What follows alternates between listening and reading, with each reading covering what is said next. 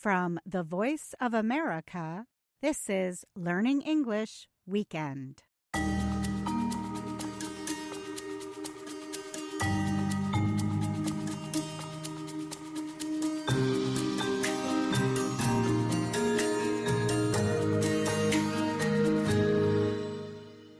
Hello from Washington.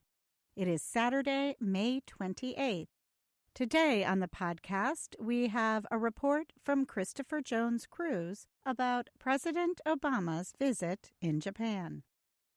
Then we take you to a national military park in Gettysburg, Pennsylvania. And we'll finish up the show with an American story.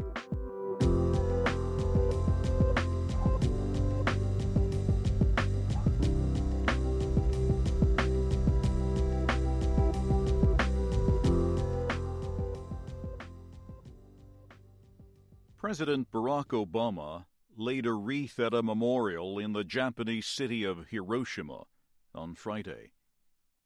Obama is the first American president to visit Hiroshima while in office.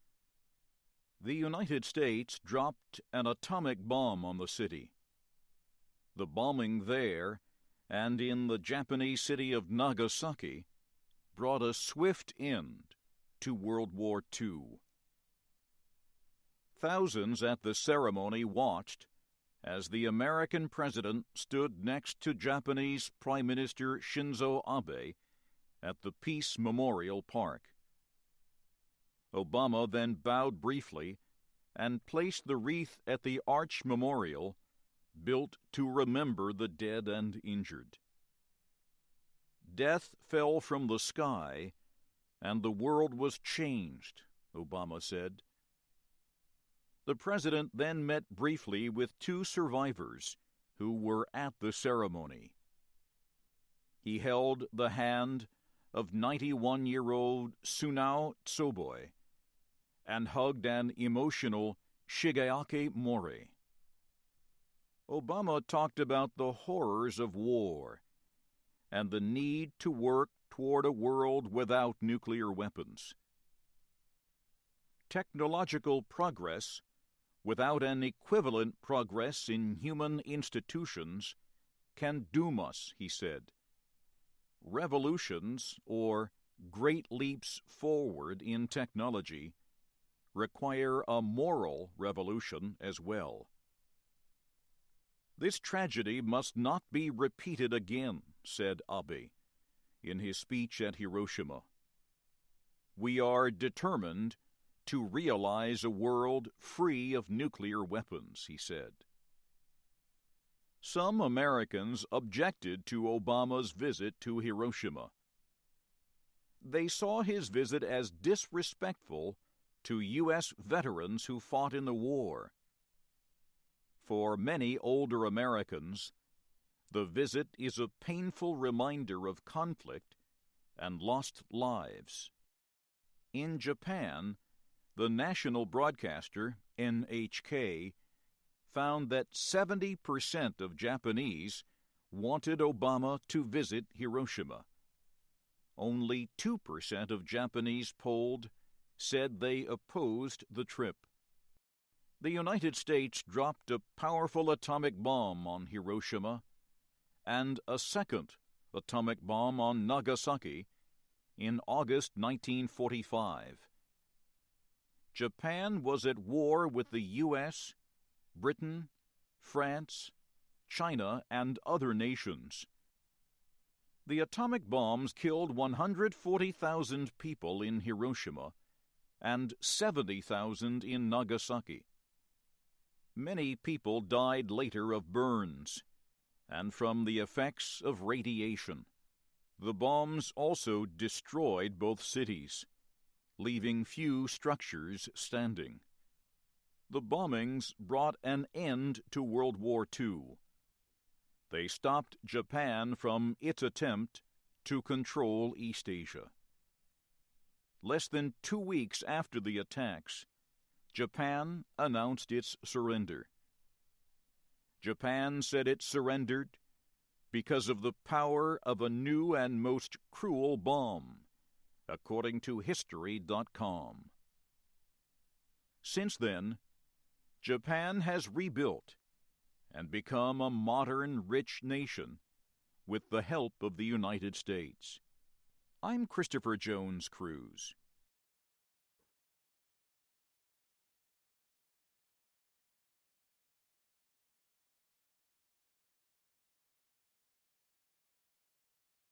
This week, we visit a national park that marks one of the most important events in American history. We are exploring the Gettysburg National Military Park in the small town of Gettysburg, Pennsylvania.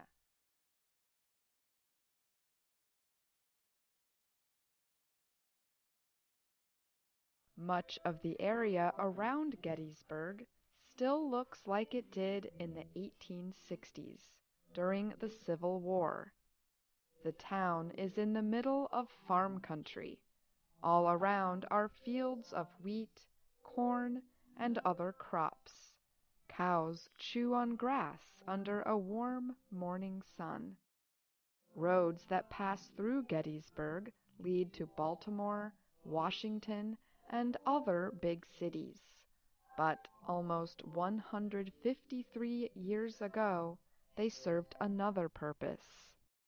The road armies to Gettysburg. One was the United States Army of the Potomac, commanded by General George Gordon Meade. The other was the Confederate Army of Northern Virginia, led by General Robert E. Lee. His troops had moved north into Pennsylvania from Virginia. There they had won a series of battles. Now they were on the move to defeat Meade's army. Lee believed that a Southern victory on Northern land would force a negotiated settlement of the war. This would mean independence for the Confederate states that were attempting to leave the Union. The Battle of Gettysburg began on July 1st, 1863. More than 170,000 soldiers fought for 3 days. It was the largest battle ever fought in North America. When it ended on July 3rd, more than 50,000 soldiers were dead, wounded, or missing. Many more would die later from their wounds. In the end, General Lee's army lost the battle. The Civil War, though, continued for 2 more years. But Confederate hopes for independence were never again as high as they had been at Gettysburg. Soon after the Great Battle, people began to visit Gettysburg to try to understand what happened there. One of those visitors, on November 19, 1863, was President Abraham Lincoln. He was invited to help dedicate a ceremony for Union soldiers killed in the battle. Lincoln spoke for just 2 minutes. His speech began this way. 77 years ago, our fathers brought forth on this continent a new nation, conceived in liberty, and dedicated to the proposition that all men are created equal. President Lincoln had never been satisfied with the reality of American life at that time. The Declaration of Independence in 1776 had declared all men equal. Yet in the South, and earlier in the North as well, black men and women were held as slaves. In his address at Gettysburg, Lincoln described a new future for a nation that would be reunited. It is for us the living, rather, to be dedicated here to the unfinished work for which they who fought here have thus far so nobly advanced. It is rather for us to be here dedicated to the great task remaining before us, that from these honored dead we take increased devotion to that cause for which they gave the last full measure of devotion, that we here highly resolve that these dead shall not have died in vain, that this nation, under God, shall have a new birth of freedom.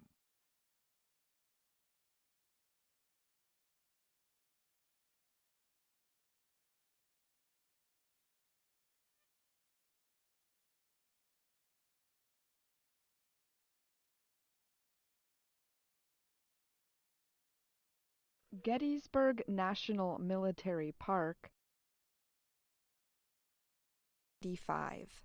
32 years after the deadly battle. Gettysburg is the most visited of the Civil War battlefields. Every year, about 2 million people visit the park from around the country and the world. The battlefield covers more than 2,400 hectares. Visitors can find more than 1,300 outdoor sculptures around the battlefield. These are monuments and memorials placed by soldiers' groups and state militias in areas where their troops fought. Volunteer guides explain to visitors what happened in each area of the huge battlefield. Visitors can also tour the battlefields on their own, by foot, by car, or by bicycle. Many visitors start their visit to Gettysburg at the Gettysburg Museum of the Civil War. The museum has the world's largest collection of Civil War objects. The museum has more than 1 million items, from soldiers' private notebooks and uniforms to original maps of the battlefield. The museum also houses the Gettysburg Cyclorama painting. This kind of artwork surrounds the people looking at it. The painting shows the final attack in the Battle of Gettysburg, Pickett's charge. George Pickett was a Confederate general. On July 3, 1863, he led a charge against stronger Union forces. It was a disaster for the Confederate soldiers. French artist Paul Philippeteau and a team of 20 artists created the painting in the 1880s. Philippeteau and his team visited the battlefield. It took more than 1 year for the huge painting to be completed. The cyclorama is 114 meters long and almost 13 meters tall. It has long been one of the most popular parts of the Gettysburg experience. But by the 1990s, the painting was in poor condition. Experts warned that if the cyclorama was not repaired, the painting could be lost. A restoration project began in 2003. The painting was cleaned and separated into its 14 parts, and later moved into the new center. There, the original canvas was sewn onto new cloth made in China. Park Service officials say China was one of the few countries able to produce cloth in the sizes needed. Then each part was hung and sewn together. A team of cyclorama experts from Poland worked on the project in Gettysburg. The repair work of the Gettysburg cyclorama marked one of the largest art conservation efforts ever in North America. After the museum, tourists can visit the Soldiers' National Cemetery, where many of the Union soldiers who died during the Battle of Gettysburg are buried. The cemetery was dedicated on November 19, 1863, the same day President Lincoln gave his Gettysburg Address. Since 1865, the cemetery has been a burial ground for soldiers from all of America's wars. Gettysburg brings history to life during the summer and fall with its living historians. These actors and experts show visitors what life was like for a soldier here in one of the most historically important places in America. The words of America's 16th president from the Gettysburg battlefield have never been forgotten. Historians agree that Lincoln's Gettysburg Address defined Americans as a people who believed in freedom, democracy, and equality. I'm Ashley Thompson. And I'm Katie Weaver.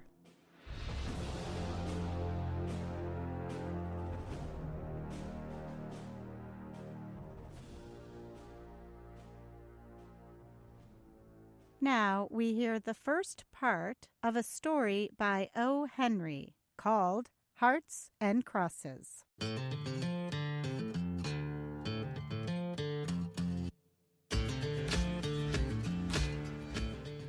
Baldy Woods reached for a drink and got it. When Baldy wanted something, he usually got it.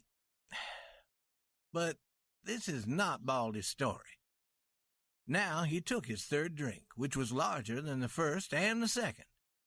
Baldy had been listening troubles of a friend. Now Baldy was going to tell his friend what to do, so the friend was buying him the drinks. This was the right thing for the friend to do. "I'd be king if I were you," said Baldy.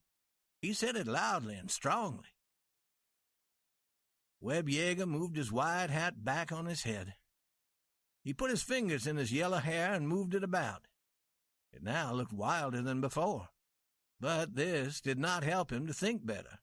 Therefore, he also got another drink. "If a man marries a queen, it ought not make him nothing," said Webb. Here was his real problem. "Surely not," said Baldy. "You ought to be a king, but you're only the queen's husband. That's what happens to a man in Europe if he marries the king's daughter. His wife becomes a queen, but is he a king? No. His only duty is to appear with the queen in pictures and be the father of the next king. That's not right. Yes, Webb, you are only the queen's husband. And if I were you, I'd turn everything upside down and I would be king." Baldy finished his drink. "Baldy," said Webb, "you and I have been cowboys together for years. We've been riding the same roads since we were very young. I wouldn't talk about my family to anyone but you. You were working on the Nopalito Ranch when I married Santa McAllister. I was foreman then. What am I now? Nothing." "When old McAllister was cattle king of West Texas," continued Baldy, "you were important. You told people what to do. Your commands were as strong as his." "That was true," said Webb, "until he discovered that I wanted to marry Santa. Then he sent me as far away from the ranch house as he could. When the old man died, they started to call Santa the cattle queen. Now, I tell the cattle what to do. That's all. She takes care of all the business. She takes care of all the money. I can't sell any cattle, not one animal. Santa is the queen, and I'm nothing." "I would be king if I were you," said Baldy Woods again. "When a man marries a queen, he ought to be the same as she is. Plenty of people think it's strange, Webb. Your words mean nothing on the Nopalito Ranch. Mrs. Yeager is a fine little lady, but a man ought to be the head of his own house." Webb's brown face grew long with sadness. With that expression in his wild yellow hair and his blue eyes, he looked like a schoolboy who had lost his leadership to another strong boy. Yet his tall body looked too strong for such a thing to happen to him. "I'm riding back to the ranch today," he said. It was easy to see that he did not want to go. "I have to start some cattle on the road to San Antonio tomorrow morning." "Well, I'll go with you as far as Dry Lake," said Baldy. The two friends got on their horses and left the little town where they had met that morning. At Dry Lake, they stopped to say goodbye. They had been riding for miles without talking. But in Texas, talk does not often continue steadily. Many things may happen between words. But when you begin to talk again, you're still talking about the same thing. So now Webb added something to the talk that began 10 miles away. "You remember, Baldy, there was a time when Santa was different.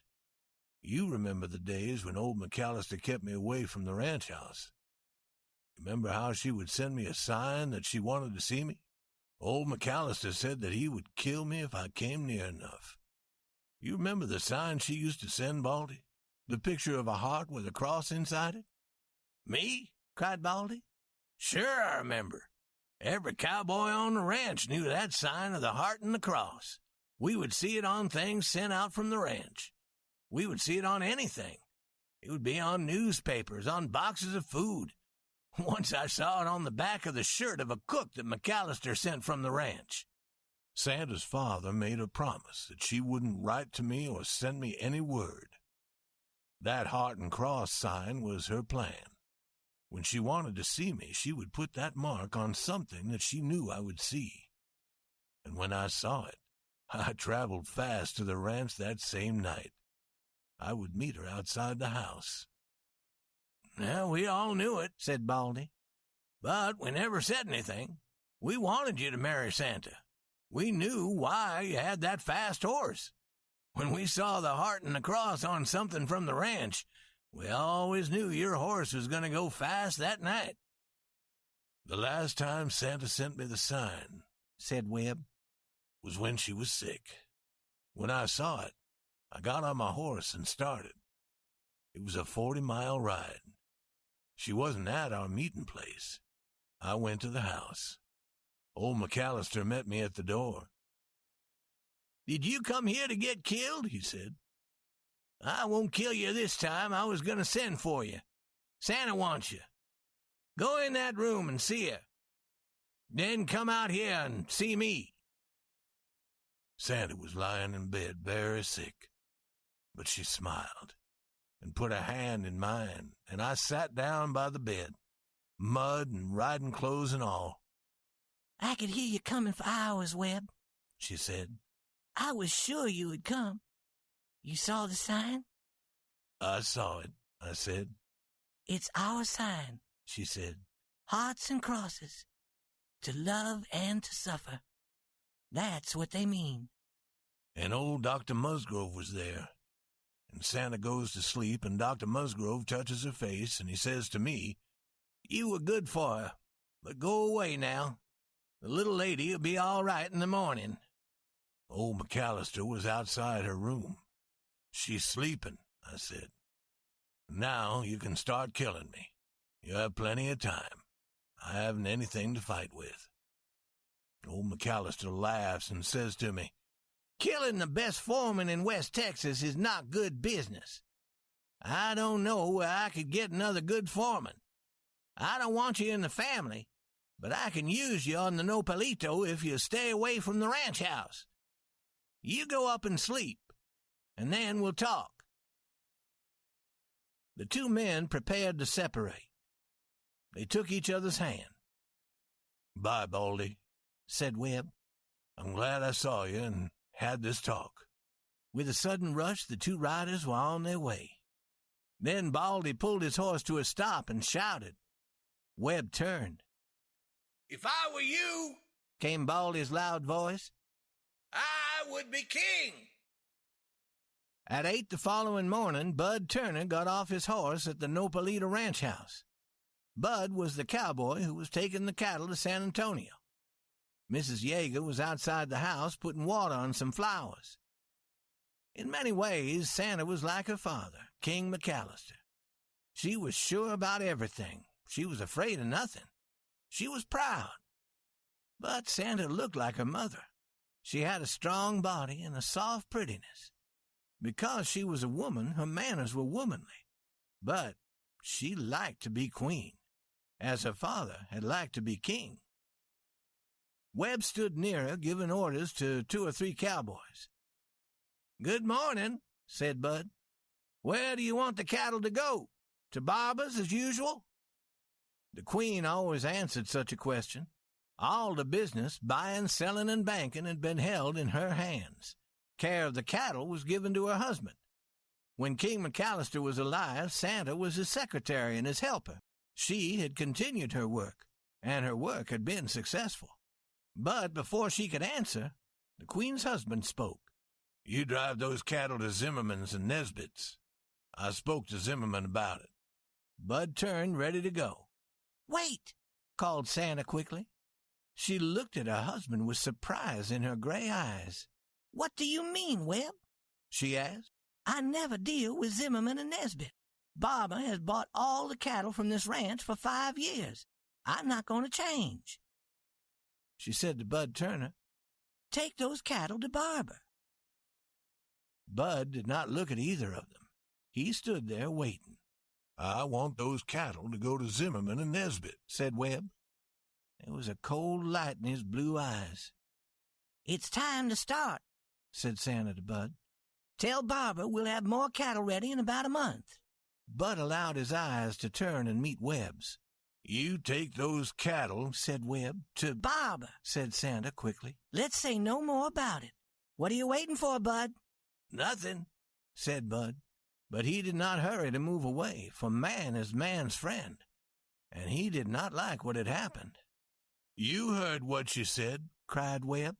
"We do what she commands." He took off his hat and made a wide movement with it, touching the floor. "Webb," said Santa, "what's wrong with you today?" "I'm acting like the Queen's fool," said Webb. "What can you expect? Let me tell you, I was a man before I married a cattle queen. What am I now? Something for the cowboys to laugh at. But I'm going to be a man again." Santa looked at him. "Be reasonable, Webb," she said quietly. "There's nothing wrong. You take care of the cattle, I take care of the business. You understand the cattle. I understand the business better than you do. I learned it from my father." "I don't like kings and queens," said Webb, "unless I'm one of them myself." "All right, it's your ranch. Barber gets the cattle." Webb's horse was tied near the house. He walked into the house and brought out the supplies he took on long rides. These he began to tie on his horse. Santa followed him. Her face had lost some of its color. Webb got on his horse. There was no expression on his face except a strange light burning in his eyes. "There's some cattle at the Hondo water hole," he said. "They ought to be moved. Wild animals have killed 3 of them. I did not remember to tell Sims to do it. You tell him." Santa put a hand on the horse and looked her husband in the eye. "Are you going to leave me, Webb?" she asked quietly. "I'm going to be a man again," he answered. "I wish you success," she said with a sudden coldness. She turned and walked into the house. Webb Yeager went to the southeast as straight as he could ride. And when he came to the place where the sky and the earth seemed to meet, he was gone. Those at the Nopalito knew nothing more about him. Days passed, then weeks, then months, but Webb Yeager did not return.